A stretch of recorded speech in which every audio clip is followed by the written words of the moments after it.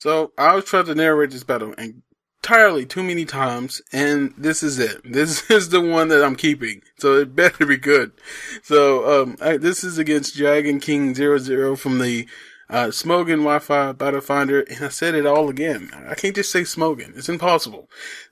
And it's a Clear Skies, a little different from the Hell team I've been using. I don't want to overuse that because I still like that team, and I want to use it for, longer amount of time. Anyway, I appreciate everybody's been showing me support lately for my videos, and I see you. I see what you're doing, and I appreciate it. And let's continue showing that support. Yes. So I'm gonna start off with Rotom. He's gonna start off with his Sanzandora, which is the Japanese name for a high dragon. And I'm just gonna go for the Will-O-Wisp to get some residual damage. I do Hax this man first turn.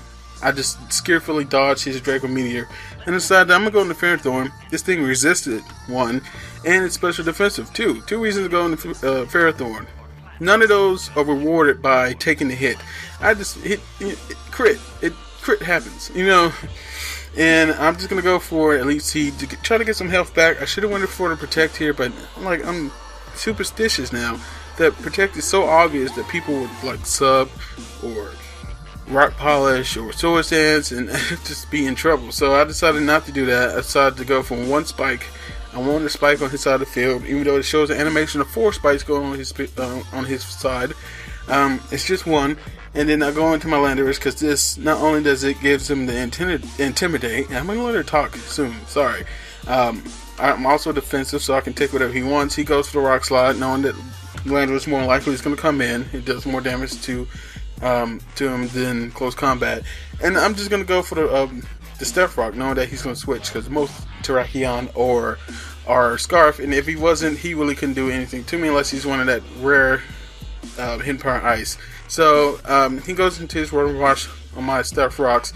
I go into Ferrothorn, basically his Death Father, and then I go into Salamence because I'm like, I don't really have anything for this Rotom Wash except for Ferrothorn, which died. So I don't have any secondary for this Rotom Wash, so I'm going to set up a Dragon Dance. Hopefully he go for the Will-O-Wisp, but he decides not to.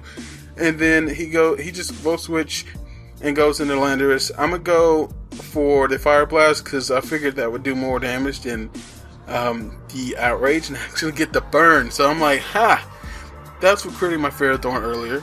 That's for leaving me without a Ferrothorn. And that's for being cool. I didn't really have a third one. But I do get the burn, which allowed me to leave. Yes, I leave the battle. I don't. No other text. I'm not doing it. I live the Stone Edge, and I'm able to get an Outrage off on this Rotom, which takes it so well. This Rotom is kind of weird because it has Will-O-Wisp, and he doesn't have Volt Switch. He has Thunderbolt, so I figured that was more offensive. But the way he took that Outrage is just saying he's just using a defensive Rotom with Thunderbolt. He felt like he didn't need the Volt Switch, so he wanted the extra power, which I can understand. Anyway, things happen when I'm trying to explain that, and there's Rotom versus Jellicent. We're exchanging is customary between Will-O-Wispers to I've started doing that now, and nothing. I'm just getting I'm just loopy right now. I don't know. Maybe I shouldn't narrate when I'm tired, and I apologize to all those who are offended by my narration. But I do go for the Volt Switch. He ends up bringing his Rotom in.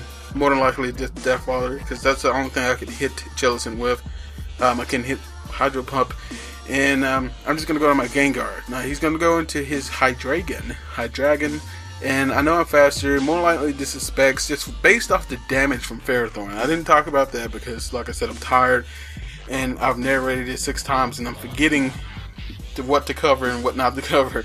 So I figured that this was specs because that Draco Meteor on Ferrothorn did way too much. Even though it was a crit does double the amount of normal amount that it would have done.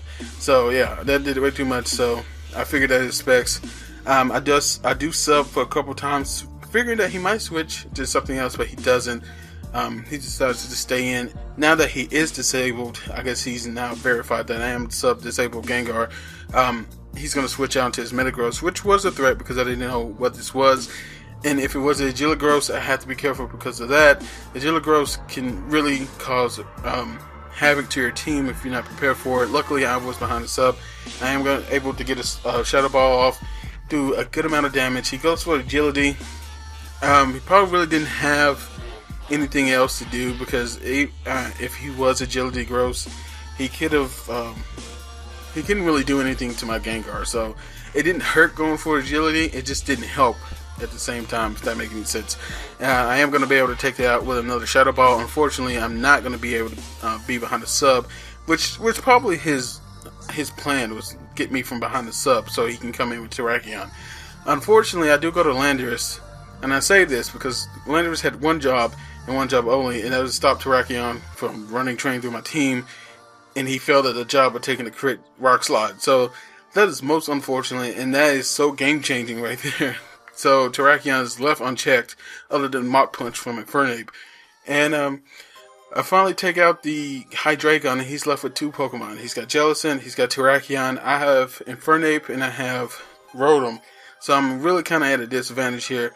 I don't want Infernape to take any damage. I literally have not I don't think I've done any moves with Infernape. Like, I think I just brought it back in every time I've used it. So he could think that I'm choice somewhat. Could be Bandit, could be Life Orb, I could be Expert Belt. He doesn't really know. He doesn't have any information on it whatsoever. I forgot I had Gengar. So, because at this moment I decided that Gengar was least important, since Jellicent was already at that amount of health that Rotom can come in and just kill it again with the Volt Switch, and then hopefully with the hazardous damage that Terrakion has taken earlier, plus the hazardous damage it's going to take when it comes in, Mach Punch is enough to actually kill it with Infernape. Now, what I should have done, and I don't end up doing, was here, I should have switched back into Rotom. Because at this amount of health, I didn't know the damage calc with Stone Edge. I figured that Infernape can take a Stone Edge. But I'm actually wrong. Infernape can take a Stone Edge, and I could have lived once. So that would have meant that he needed to go for close combat in order to take me out. Now, if I had switched into Rotom, he would have been in minus defense, and I could have Mach Punched and won. But unfortunately, the amount of health he was, I had no chance of knocking him out. I think that was either mid or true damage, max damage. So I lost. It happens. You live, you learn. This is why I don't calc in battles. You just gotta kind of feel. And yeah, in this instance, if I calced, I would have won, but I didn't, and I don't care. So I hope you enjoyed the battle. I hope you enjoyed the narration. Look at all these videos. It's too many videos. I have my last battle, Wi-Fi battle, my Showdown Live, and Injustice demo play. And I hope you check them out. So I'll see you next time. Peace.